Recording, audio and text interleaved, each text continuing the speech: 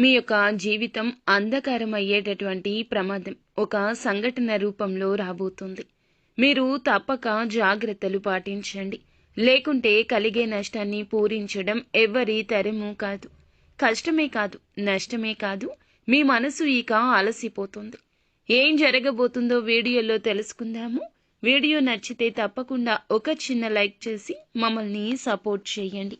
ఇక ఆలస్యం లేకుండా వీడియోలోకి వచ్చేద్దాం. జై దుర్గా భవానీ జ్యోతిషాలయం. మీ యొక్క ప్రతి సమస్యకి పరిష్కారం చెప్పబడును. అన్ని విషయాలు ఫోన్లో స్వయంగా చెప్పబడును. ప్రేమ, పెళ్లి, ఉద్యోగం, వ్యాపారంలో నష్టాలు, భార్యాభర్తల మధ్య గొడవలు, కోర్టు సమస్యలు, మనశ్శాంతి, ఆరోగ్య శాంతి, లక్ష్మీ శాంతి, గృహశాంతి, దిష్టి తీసిన నిమ్మకాయలు దాటడం, నరదిష్టి, నాగదోషం, ఆరోగ్య సమస్యలు, ఎటువంటి సమస్యలకైనా పరిష్కారం చూపబడును. మీ సకల సమస్యలకు పరిష్కారం చూపబడును. స్త్రీ పురుషులకు ఎటువంటి సమస్యలున్నా 100% పరిష్కార మార్గం చూపబడును. గురూజీ రామరాజు గారు. Phone number 9121191826.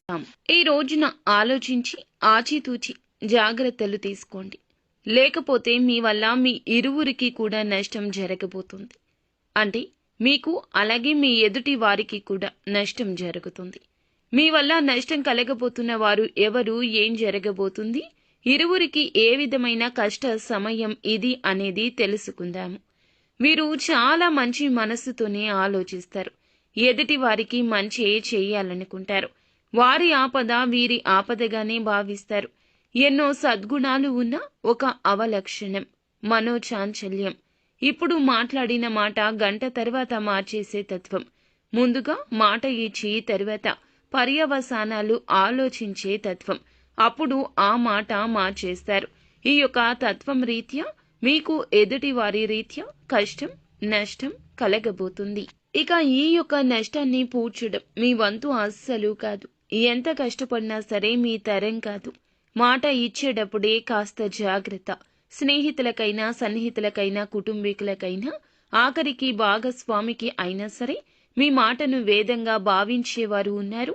ఏది చెబితే అది ఆలకించేవారు మీ మీదే నమ్మకం పెట్టుకుంటారు. వారు మిమ్మల్ని కష్టం నుండి బయటపడేస్తారనో లేదా కష్టం రాకుండా మిమ్మల్ని కాపాడుతారనో మీ మీద ఆ భారం వేస్తారు. వారి యొక్క ఆపద మీకు చెబుతారు.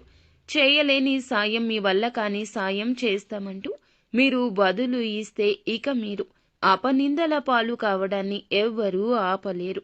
ఎదుటి వారికి కూడా కష్టం కలుగుతుంది. కావున ఇలా జరుగుతుంది.